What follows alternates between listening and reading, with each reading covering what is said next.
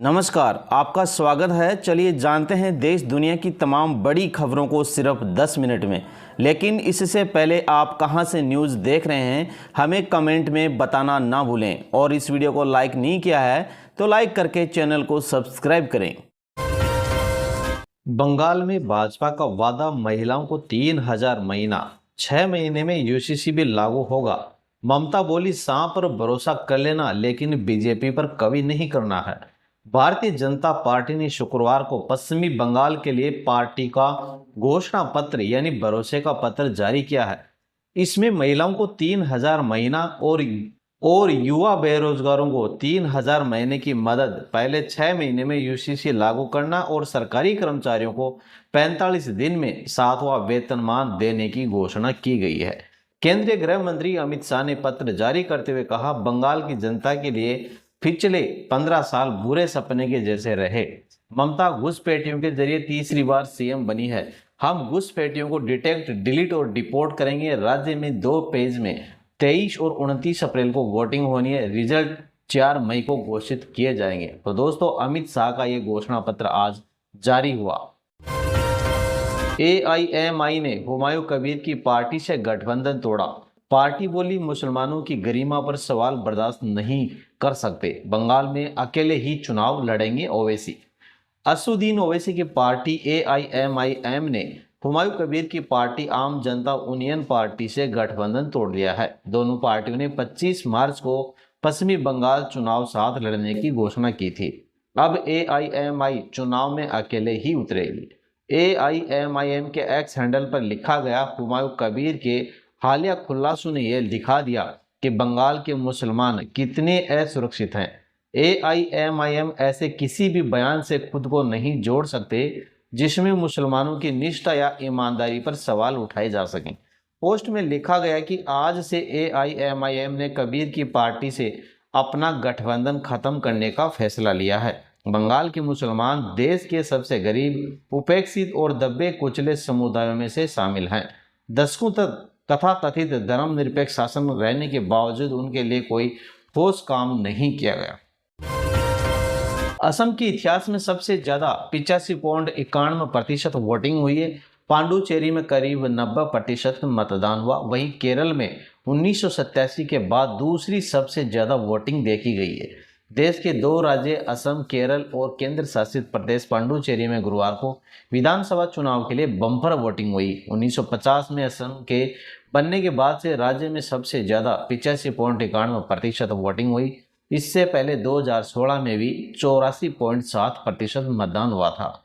वहीं पंडुचेरी में आज़ादी के बाद सबसे ज़्यादा 89.87% मतदान हुआ। इससे पहले का रिकॉर्ड 85% दर्ज किया गया है। केरल में 1987 के बाद पिछले 39 सालों में दूसरी सबसे ज़्यादा वोटिंग हुई। यहाँ 78.27% वोट डाले गए और 1987 में रिकॉर्ड 80.54% मतदान हुआ था। एमपी यूपी में तापमान 6 डिग्री से 10 डिग्री सेंटीग्रेड तक बढ़ सकता है। राजस्थान में 40 डिग्री सेंटीग्रेड से ज़्यादा होने का अनुमान है। हिमाचल में सामान्य से 200% बारिश ज़्यादा हुई है। मध्य प्रदेश में आज से बारिश का असर कम रहेगा। इसके साथ ही दिन का तापमान 4 डिग्री सेंटीग्रेड से 6 डिग्री सेंटीग्रेड तक बढ़ सकता है। उत्तर प्रदेश में इस हफ्ते बारिश की संभावना नहीं है। बीते 2 दिन में 50 से ज़्यादा जिलों में बारिश और ओलावृष्टि का असर रहा। राज्य का तापमान 10 डिग्री तक बढ़ सकता है। राजस्थान में आंधी बारिश का दौर थमने के साथ ही तापमान बढ़ने लगा है। अगले 2 सप्ताह में गर्मी तेज होने के साथ कुछ शहरों का तापमान 40 डिग्री सेल्सियस या उससे ऊपर जा सकता है। देश के अरुणाचल प्रदेश, असम समेत 9 राज्यों में बारिश आंधी की आशंका जताई है। हिमाचल प्रदेश में अप्रैल में अब तक सामान्य से 200% बारिश ज़्यादा हो चुकी है। आमतौर पर 2 से 9 अप्रैल के बीच 17.6 mm बारिश होती थी। इस बार 52.6 mm बारिश हुई है। राज्य के अधिकतम तापमान में 6.4 डिग्री सेल्सियस की कमी आई है।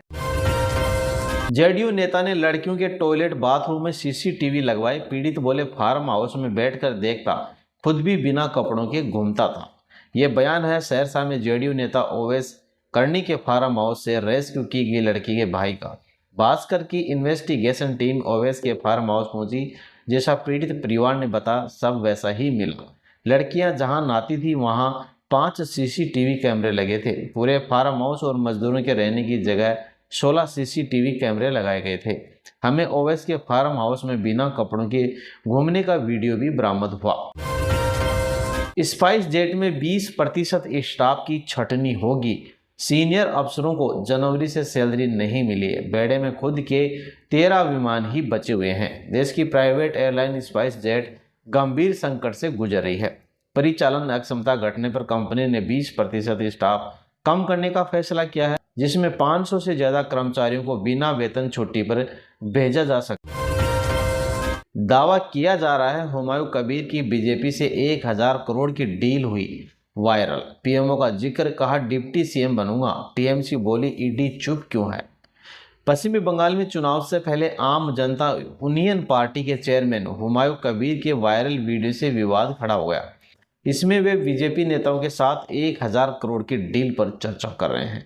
19 मिनट के वीडियो में हुमायूं कबीर कह रहे हैं कि वे ममता बनर्जी को किसी भी कीमत पर सत्ता से हटाना चाहते हैं। अगर उनकी 60 से 70 सीटें आ गई तो वे डिप्टी सीएम भी बन सकते हैं। एचएस न्यूज चैनल भी इसकी पुष्टि नहीं करता है। टीएमसी के कुणाल घोष ने बुधवार को प्रेस कॉन्फ्रेंस में इस वीडियो का जिक्र कर कहा कि हुमायूं शुवेंद्री अधिकारी प्रधानमंत्री कार्यालय, मध्य प्रदेश के मुख्यमंत्री सोहेन यादव और असम के मुख्यमंत्री हिमंत बिस्वा शर्मा के करीबी।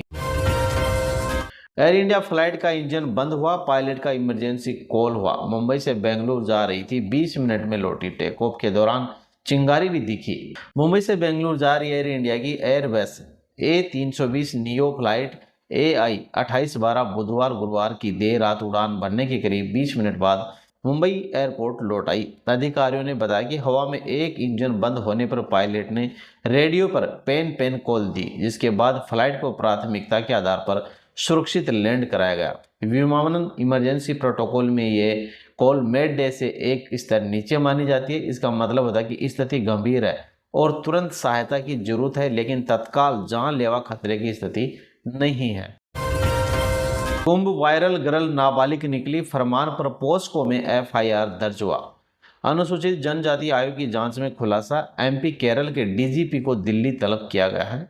कुंभ वायरल गर्ल की शादी के मामले में राष्ट्रीय अनुसूचित जनजाति आयोग की जांच में बड़ा खुलासा हुआ। लड़की को बालिग बताकर शादी कराई गई थी, लेकिन वह नाबालिग है। रिकॉर्ड के अनुसार शादी के समय लड़की की उम्र मात्र 16 साल 2 माह थी। मध्य प्रदेश के महेश्वरी थाने में आरोपी फरमान के खिलाफ पोस्को एक्ट और एट्रोसिटी एक्ट के तहत FIR दर्ज की गई है।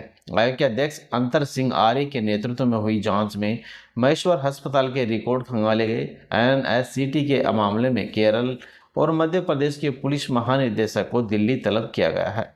जांच में यह भी सामने आया कि लड़की का जन्म 30 सितंबर 2009 को हुआ था। 11 मार्च 2026 को केरल में हुए विवाह के समय वह बालिग थी। अगर पालिका महाशिविर से जारी एक फर्जी जन्म प्रमाण पत्र का उपयोग कर केरल के पूवर गांव में शादी का पंजीकरण कराया गया था, जिसे अब निरस्त करने की प्रक्रिया चल रही है।